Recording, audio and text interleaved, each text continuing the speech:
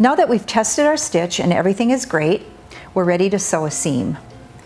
Your fabric goes underneath the presser foot and you lower the presser foot, and as you sew, you guide the edges of your fabric along one of the seam guidelines on your throat plate, depending on the seam allowance you want for your project.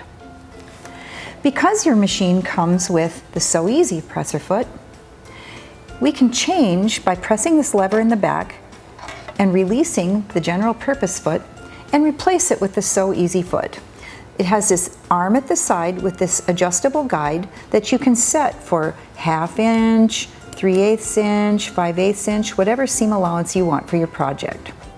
So we're going to place this foot underneath the presser foot holder and lower the presser foot holder until the foot snaps in place. Place both of our threads underneath the presser foot, and then when you line up your fabric under here, just place it under the foot, keeping the edge of your fabric lined up with this adjustable guide right here.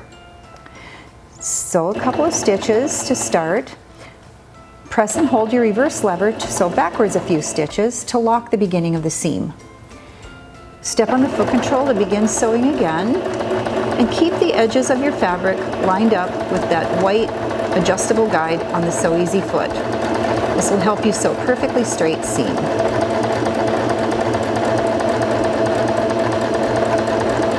When you come to the end, press and hold your reverse to sew a couple stitches in reverse. Sew forward again.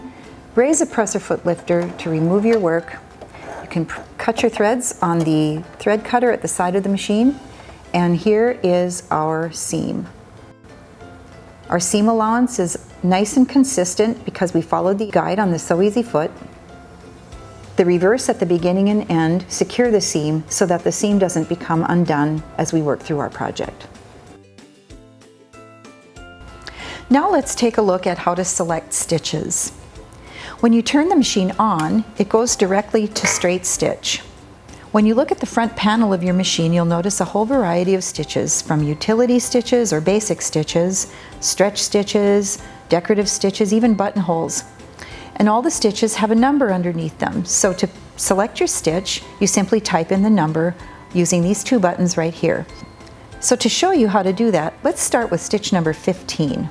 So I'm going to press, so I see a 1, and press over here till I see 5. My optimum stitch width and stitch length are selected for me, and you can tell because you see an underline under each of those two values. So let's sew that and see what that looks like.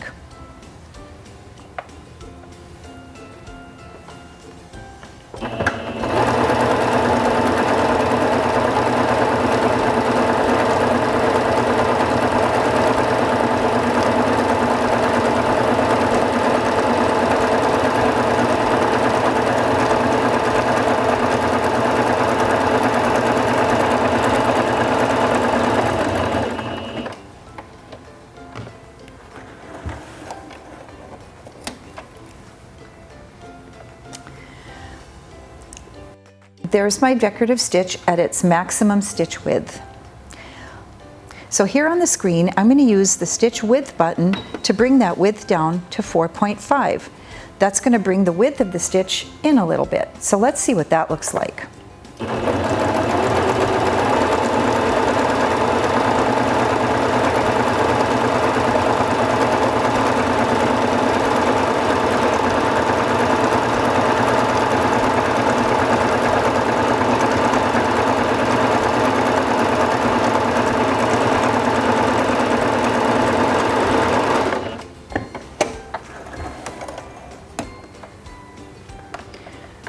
So here's the original, and here it is with the width made just a little bit narrower.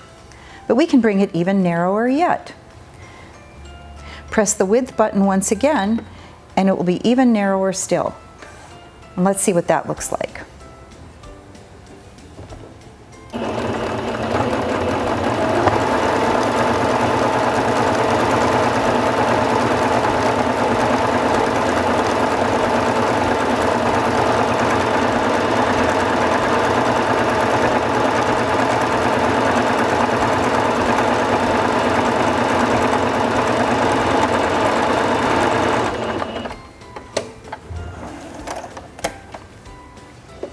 So here we have one decorative stitch that we've changed 3 ways by simply adjusting the stitch width.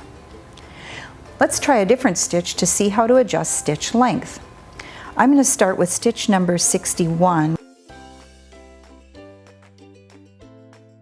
which is this vine stitch.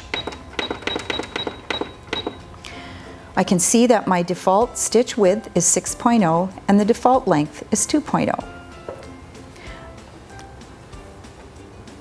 Let's see what that looks like.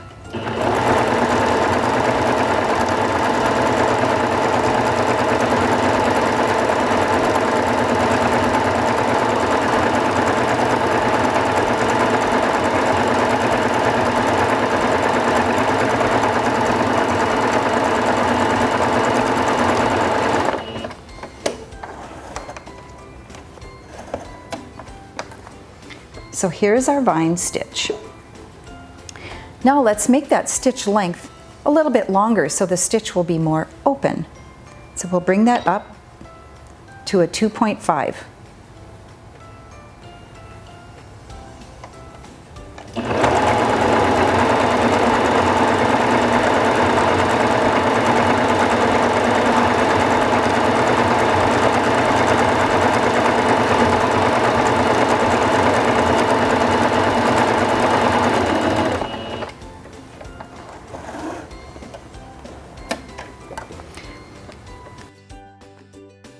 We can see by lengthening the stitch, the leaves are actually spaced out a little bit further because the whole pattern has been elongated. Now let's bring it down to a shorter value. Let's try it at 1.5.